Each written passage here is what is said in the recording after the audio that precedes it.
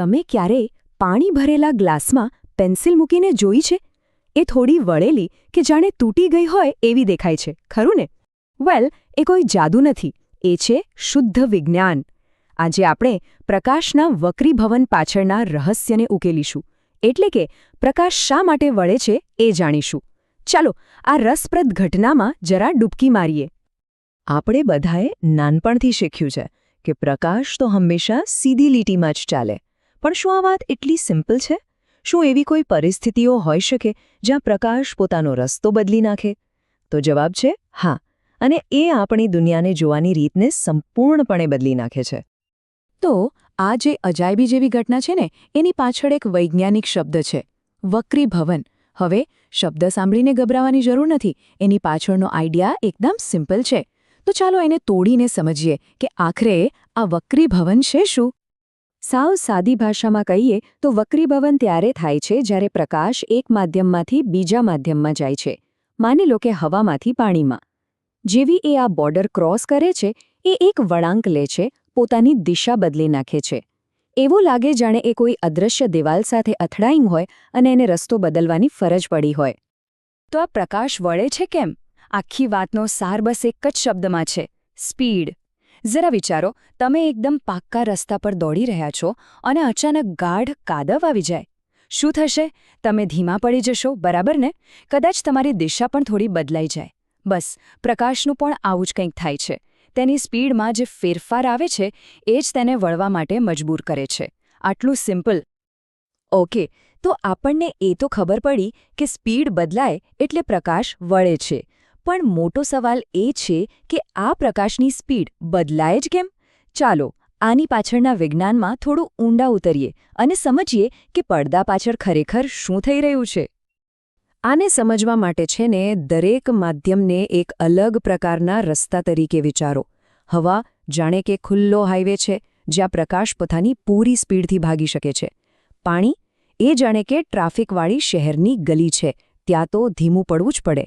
અને કાચ એ તો સમજો કે ગાઢ જંગલ છે જે પ્રકાશને હજી વધારે ધીમો પાડી દે છે.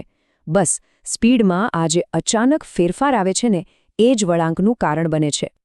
હવે એવું નથી કે પ્રકાશ ગમે તેમ મન ફાવે એમ વળી જાય. ના, ભૌતિકશાસ્ત્રમાં કશું જ આડેધડ નથી હોતું. પ્રકાશ અસ્તવ્યસ્ત રીતે નથી વળતો. એ ચોક્કસ નિયમોના એક સેટને અનુસરે છે જે તેની દરેક હિલચાલને કંટ્રોલ કરે છે. ચાલો પ્રકૃતિના આ સુંદર નિયમોને જાણીએ. વક્રીભવનના આમ તો બે સોનેરી નિયમો છે. પહેલો નિયમ તો બહુ જ સીધો સાધો છે. કલ્પના કરો કે આવતું પ્રકાશનું કિરણ, વળેલું કિરણ અને સપાટી પર આપણે જે કાલ્પનિક લંબ રેખા દોરીએ છીએ, આ બધું જ એક સપાટ કાગળ પર આવી જાય છે. અને બીજો નિયમ, જે સ્નેલના નિયમ તરીકે ઓળખાય છે, એ એક ગણિતનું સૂત્ર છે જે આપણને પાક્કું કહે છે કે પ્રકાશ બરાબર કેટલો વળશે. હા, આ રહ્યો સ્નેલના નિયમોનું ગણિત. જોઈને કદાચ થોડું અઘરું લાગે, પણ એની પાછળનો વિચાર બહુ મસ્ત છે.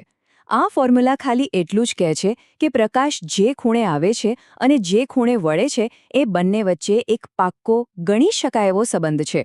આ નાનકડા સૂત્રને કારણે જ તો આજે આપણે લેન્સ, કેમેરા અને ટેલિસ્કોપ જેવી અદ્ભુત વસ્તુઓ બનાવી શકીએ છીએ. છે ને કમાલની વાત? સારું, તો પ્રકાશ વળે છે, એ નિયમોને પણ માને છે.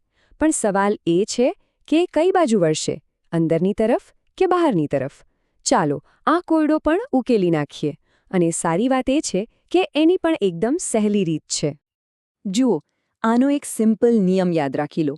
જ્યારે પ્રકાશ કોઈ ધીમા માધ્યમમાં જાય છે, જેમ કે હવામાંથી કાચમાં, ત્યારે તે લંબ તરફ વળે છે. પણ જ્યારે એ પાછો ઝડપી માધ્યમમાં આવે છે, જેમ કે કાચમાંથી હવામાં, ત્યારે જાણે આઝાદી અનુભવે છે અને લંબથી દૂર ભાગે છે. બસ આટલું જ. ધીમા માધ્યમ તરફ અને ઝડપી માધ્યમથી દૂર. તો હવે તમને વક્રીભવન વિશે ખબર પડી ગઈ છે. એટલે હવે તમે એને તમારી આજુબાજુ બધે જ જોતા થઈ જશો. પાણીમાં માછલી ખરેખર હોય એના કરતાં થોડી ઉપર દેખાય, કે પછી ઉનાળામાં રસ્તા પર પાણી દેખાવાનો ભ્રમ થાય, અથવા તો ચશ્મા જે આપણે પહેરીએ છીએ, આ બધે જ વક્રીભવન કામ કરે છે. પ્રકાશનું વળવું એ ખાલી વિજ્ઞાનનો કોઈ સિદ્ધાંત નથી, એક એવી મૂળભૂત ઘટના છે જે આપણી દુનિયાને જોવાની રીતને આકાર આપે છે. એટલે હવે પછી જ્યારે પણ પાણીના ગ્લાસમાં પેન્સિલ જુઓ, ત્યારે યાદ રાખજો, તમે ભૌતિકશાસ્ત્રના એક ખૂબ જ સુંદર નિયમને તમારી નજર સામે કામ કરતો જોઈ રહ્યા છો.